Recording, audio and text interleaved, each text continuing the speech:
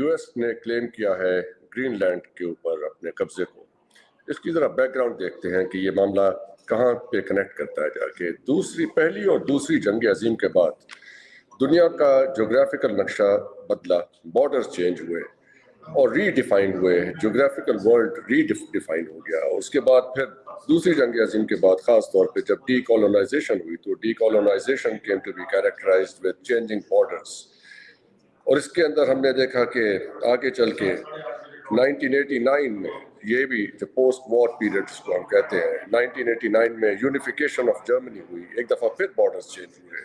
91 आया, USSR disintegrate हो गया और उसके बाद जो उसके तसल्लुत में दूसरी रियासतें थी, फॉर एग्जाम्पल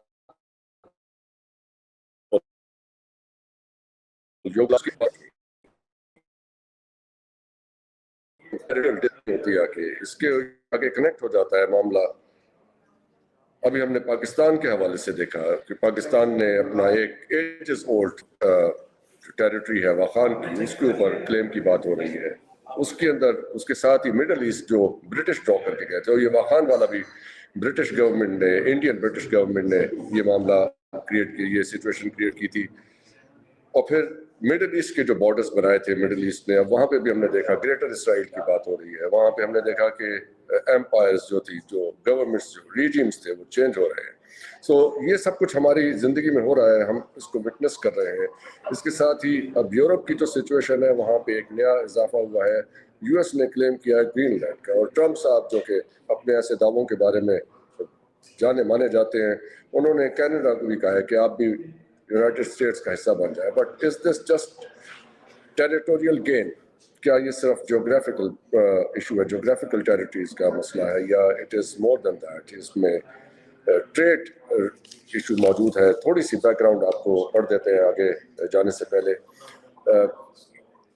दिसंबर के लास्ट 10 डेज में, आखिरी अशरे में, डोनाल्ड ट्रंप ने एक बयान दिया।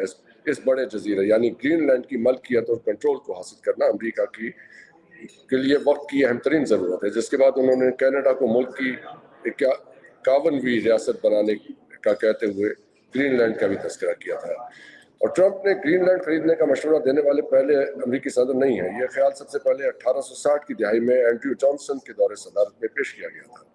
ग्रीनलैंड का वसी और अरीज जजीरा अमेरिका, रूस और यूरोप के दरमियान आर्कटिक दायरे में फैला हुआ है, जिस इलाके की स्ट्रेटेजिक अहमियत को बढ़ा देता है। अमेरिका और कई दूसरे मुल्क 150 साल से ज़्यादा अरसे से इस पर नजरें जमा रहे हैं। इस जजीरे पर 14वीं सदी से डेनमार्क का कंट्रोल है। ग्रीनलैंड के शिमाल मगरब में अमेरिकी थ्रोल एयरबेस कायम है। अमेरिका यहाँ से सैटेलाइट मॉनिटरिंग और बर्र-ए-आज़मी मिसाइलों की निगरानी के साथ साथ तैयारों को लॉन्च कर सकता है, जो कि अमेरिका को एक स्ट्रेटेजिक बर्तरी फराहम करता है। चीन जो पहले ही दुनिया का सबसे बड़ा नायाब धातुओं का प्रोड्यूसर है, ग्रीनलैंड के वसाइल तक रसाई हासिल करके अपनी इजारादारी मजबूत करना चाहता है। और चीन ने ग्रीनलैंड की मकामी हुकूमत के साथ रवाबित कायम करने की कोशिश की है ताकि तजारती और सरमायाकारी के मंसूबों को आगे बढ़ाया जा सके। अगर ग्रीनलैंड में मगरबी इत्तेहादी, खासतौर पर अमेरिका और नेटो, अपनी मौजूदगी बढ़ाते हैं तो ये रूस के आर्कटिक मंसूबों के लिए रुकावट बन सकता है। रूस नॉर्दर्न सी रूट पर कंट्रोल रखता है, लेकिन ग्रीनलैंड के करीब नए शिपिंग रास्ते खुलने की सूरत में ये स्ट्रेटेजिक बर्तरी कमजोर हो सकती है। यानी कि बात हो रही है ट्रेड रूट्स की, उसकी अहमियत है।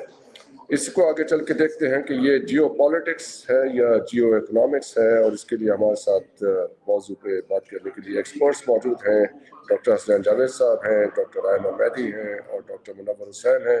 बहुत बहुत शुक्रिया डॉक्टर साहब आपके ज्वाइन करने के लिए।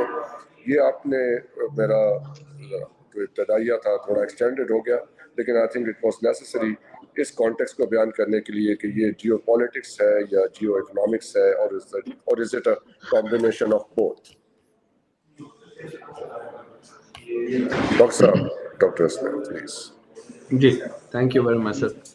अच्छा, सबसे पहले तो आपको I must congratulate on this कि आपका फेडरल पोस्ट जो है वो चैनल डेवोस की तरफ से जो कॉन्फ्रेंस है, economic conference, world economic forum में ये सिलेक्ट हुई, और इसकी पूरी कवरेज और तमाम सेशंस की कवरेज और تمام جو سائڈ لائنس کے اوپر جو مختلف وزراء اعظم اور فائنانس منسٹرز اور باقی جگہوں کے اوپر بھی جتنے بھی خاص پوزیشن ہولڈرز ہیں وہ آپ کے پاس آئیں گے اور ملاقاتیں ہوں گی، اور پھر اس کے بعد ایک خاص تھنک ٹینک کے ساتھ آپ کی گفتگو ہوگی۔